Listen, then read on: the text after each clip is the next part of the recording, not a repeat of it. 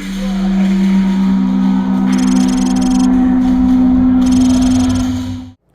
guys, we're here with American Milsim, and I'll let you guys introduce yourselves. Okay, I'm Big Silva. I'm Frosty. I'm Phil. So, what do you guys do specifically in the American Milsim? We host games, Milsim scenarios. Seems to be rather large scale with some of the things that are going on around the country. We don't try to be, the biggest, baddest, greatest, whatever. I mean, we're not self-proclaimed and trying to say all that, but we've heard we put on a pretty good time.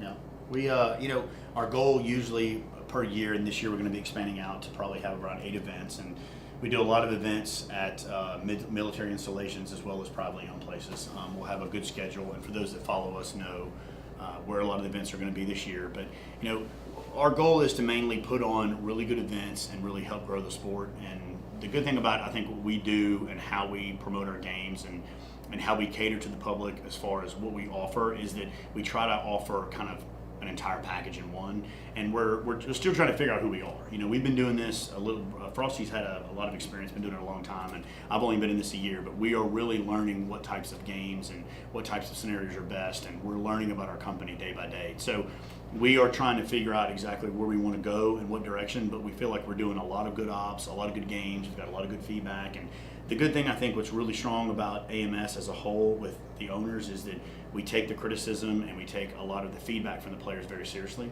and we like to implement that feedback and make sure that we're making changes according to what the players want. Because at the end of the day, don't you agree? At the end of the day, we're just trying to put on a great event, and it's difficult to cater to everybody, but you want to make sure that you put on a good event that makes people want to come back and want to do more. Yeah, we're very open-minded, always trying to learn from our mistakes, and I think that's what, you stay humble, keep open mind, and I think you'll go a long ways. So that's what we try to do. Yeah, and a big thing this year, thanks to a couple of things, is that we've implemented this year. For those who don't know, but we do direct action missions, which Blake can talk for a second about, and tell them about direct action missions and what makes that different than what's really offered out there.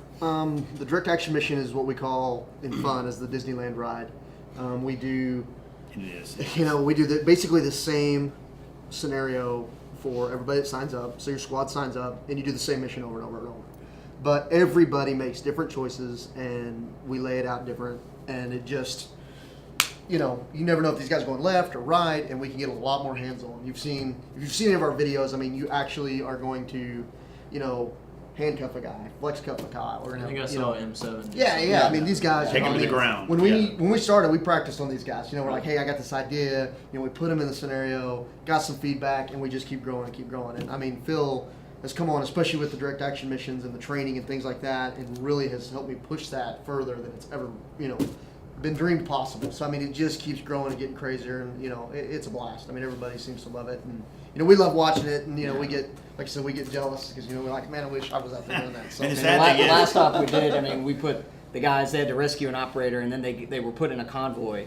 The first car in the convoy gets hit with an RPG and actually crashes. Yeah, fireballs fly up in the air. And then it you was learn real. about kit and about what they're wearing and how to get out. These guys are crawling out of the windows of the truck. We took a 4x8 sheet of 1/2-inch steel, and we put it up on the frame of a car and chained it all up, and the truck actually hits the steel as the RPG goes over. It hits the steel and tilts the truck like this. And we put the child locks on, so they can't get out. So now they're crawling out the windows, and we're popping smokes. The truck looks on fire. It was fun. So it's kind of like Operation Irene, but with like a huge learning aspect involved, where you actually get to learn more stuff involved in it, right? Yeah, it's a pyrotechnics and yes, there's insane stuff. missions. Yeah, the Hellfire special effects guys, you can check them out. Those guys really bring the effects to a whole new level that, we just, we really depend on those guys, and they're great guys. They really are. And that's a big part of the whole deal with the direct action missions. And, the one thing that like we said, we try to do is to put on these great events and then kind of think outside of the box. And the direct action missions have been a huge hit. And we've even moved on to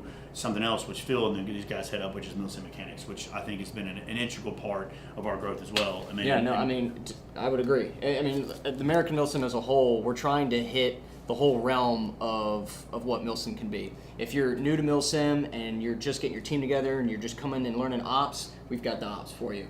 If you're a tier 1 airsoft team, you've been around the block a time or two and you want to test yourself, we've got the damn missions. Yes. If you want to train, we've got Milsim Mechanics. So the umbrella of American Milsim can really deliver any facet of Milsim that you Layers. want. Whether it's training, whether it's extreme Milsim, or whether you're brand new to the sport and you're just getting out there and experiencing ops, we can cover the whole facet for you. Yeah. So, I mean, we're excited. I mean, like I said before, we have a great lineup this year, and we get to go to some really great facilities, and we got a lot of stuff, a few surprises this year we're hoping to implement and get those locked down by the end of the year. But, there's a lot of good stuff going on with us, and, for the most part, the feedback's been pretty good, and we're just trying to follow what our player base wants and make sure that we're constantly making improvements and doing better. And I say this all the time, and I firmly believe it. I mean, our goal is to just grow the sport. If we can grow the sport and let every other producer of games and Milsim and airsoft, like here at this incredible SS airsoft facility, if we can grow this sport in general, then we feel like we're doing our part. People are shooting guns, they're breaking, given the opportunity to sell parts, getting the opportunity to sell guns, getting the opportunity to sell BBs and batteries, so it's only great for everybody all around. Yeah. So we want everybody to go out and experience every op, every event. I mean, just like this is going to be a ton of fun this weekend out here at SS, and just get out and play. I mean, we want everybody to get out and play. That's the main thing. Yeah.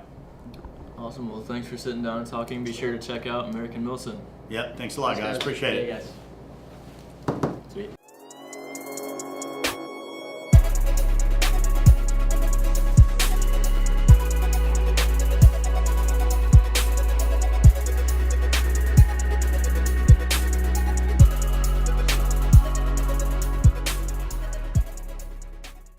Big ladder, That sounds man. Big awesome. ladder. We're glad. Yeah, that